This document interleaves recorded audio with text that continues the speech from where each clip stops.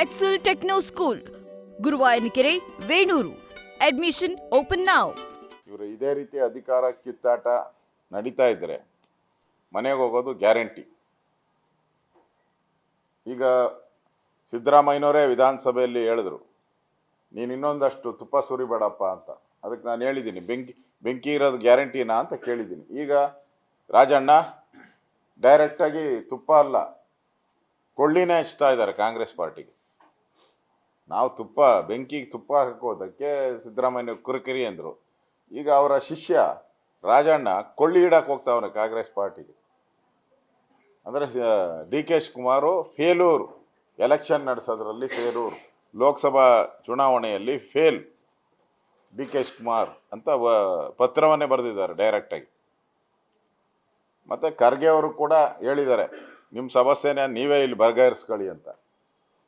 ಅಂದರೆ ಕೇಂದ್ರದವ್ರಿಗೂ ಇಂಟ್ರೆಸ್ಟ್ ಇಲ್ಲ, ನಿಮ್ಮ ಒಳಜಗಳಕ್ಕೆ ಬೇಸತ್ತು, ನಿಮ್ಮ ಒಳಜಗಳಕ್ಕೆ ಎಂಡಿಲ್ಲ ಅಂತ ಅವರು ಕೇಂದ್ರದವ್ರಿಗೂ ಗೊತ್ತಾಗಿದೆ. ಅವರೂ ಕೂಡ ತಿರಸ್ಕಾರ ಮಾಡಿದ್ದಾರೆ. ನಿಮ್ಮ ಜಗಳನ ನಾವು ಬಗೆಹರಿಸಲ್ಲ, ನೀವೇ ತೀರ್ಮಾನ ಮಾಡಿ ಅಂದರೆ ಕೇಂದ್ರದವ್ರಿಗೆ ಇಂಟ್ರೆಸ್ಟ್ ಇಲ್ಲ. ಕಾಂಗ್ರೆಸ್ ನಾಯಕರಿಗೆ ಅಥವಾ ವೀಕ್ ನಾಯಕತ್ವ, ತೀರ್ಮಾನ ತೆಗೆದುಕೊಳ್ಳಲಾಗದಂಥ ವೀಕ್ ನಾಯಕತ್ವ ಕಾಂಗ್ರೆಸ್ ನಾಯಕತ್ವ. ಈ ಪರಿಸ್ಥಿತಿ ಕೇಂದ್ರದ ಕಾಂಗ್ರೆಸ್ ನಾಯಕತ್ವದಲ್ಲಿ ನಾವು ನೋಡ್ತಾ ಇದ್ದೀವಿ. ಒಟ್ಟಾರೆ ವಿಧಾನಸಭಾ ಅಧಿವೇಶನದಲ್ಲಿ BJP ಈ ಬಾರಿ ಸಮರ್ಥವಾಗಿ ಒಡೆದು ಹೋದಂಥ ಆಡಳಿತ ಪಕ್ಷವನ್ನು ನಾವು JDS ಅವರು ಸಮರ್ಥವಾಗಿ ಎದುರಿಸಿ ಆ ಸರ್ಕಾರ ಮಾಡ್ತಾ ಇರುವಂಥ ಭ್ರಷ್ಟಾಚಾರ, ಮೋಸ ಇವೆಲ್ಲವನ್ನು ಬಯಲಿಗೆ ತಂದಿದ್ರಿ. ಸಮಯ ಕಡಿಮೆ ಇತ್ತು, ಇನ್ನೂ ಒಂದು 3-4 ದಿನ ಇದ್ದಿದ್ದರೆ ನಮ್ಮದು ಇನ್ನೂ ರಿಸರ್ವೇಷನ್ ಬಗ್ಗೆ ಮತ್ತು ದಲಿತರ ಹಣವನ್ನು ಸುಮಾರು 43,000 ಕೋಟಿ ಹಣ ಏನು ದಲಿತರನ್ನ ಫೈನಾನ್ಸ್ ಬಳಸ್ಕೊಂಡಿದೆ ಫ್ರೀಗಳಿಗೋಸ್ಕರ, ಅದ್ರ ಬಗ್ಗೆನೂ ನಾವು ಚರ್ಚೆ ಮಾಡೋಕ್ಕೆ ಇದ್ರಿ. ಮತ್ತು ಅದೇ ರೀತಿ ರೇಷನ್ ಕಾರ್ಡ್ ಬಗ್ಗೆ ನಾವು ಚರ್ಚೆ ಮಾಡಬೇಕು ಅಂತ 69 ನಾವು ಕೊಟ್ಟಿದ್ರಿ.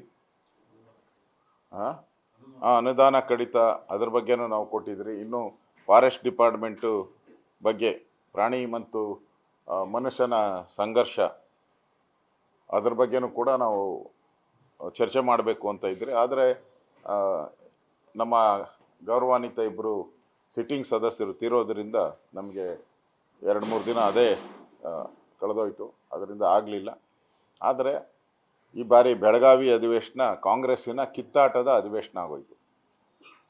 ದಿನ ಡಿನ್ನರ್, ರಾತ್ರಿ 1 ಗಂಟೆ 2 ಗಂಟೆವರೆಗೂ ರಾತ್ರಿ ಕಾಂಗ್ರೆಸ್ ಅವರು ಡಿನ್ನರ್ ಪಾರ್ಟಿ, ಬೆಳಗ್ಗೆ ಸದನದಲ್ಲಿ ಖಾಲಿ, ಯಾರು ಮಂತ್ರಿಗಳು ಇಲ್ಲ, ಖಾಲಿ. ಸ್ವತಃ ಸಿದ್ದರಾಮಯ್ಯನವರೇ ಅಧಿವೇಶನಕ್ಕೆ ಬಂದಿದ್ದು ಭಾಳ ಕಡಿಮೆ, ಆರೋಗ್ಯ ಕೆಟ್ಟೋಯ್ತು ಅಂತ ಅವರು. ಸಿದ್ದರಾಮಯ್ಯನವರ ಆರೋಗ್ಯ ಕೆಟ್ಟಿರಲಿಲ್ಲ, ಕಾಂಗ್ರೆಸ್ ಆರೋಗ್ಯ ಕೆಟ್ಟಿತ್ತು ಅಂತ ಅವರ ಅಧಿವೇಶನಕ್ಕೆ ಬಂದಿಲ್ಲ ಅಂತ ನಾನು ತಿಳ್ಕೊಂಡಿದ್ದೆ.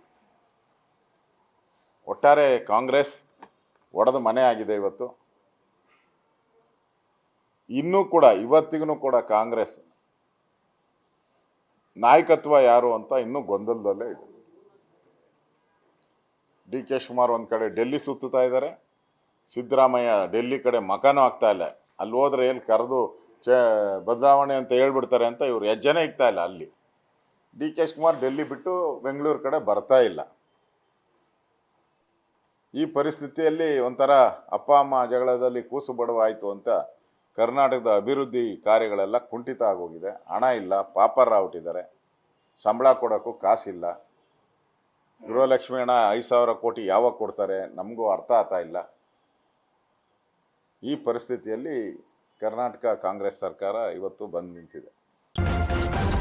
ನ್ಯೂಸ್ ಫಸ್ಟ್, ನಿರ್ಭೀತಿಯಿಂದ ನಿಮ್ಮ ಪರವಾಗಿ.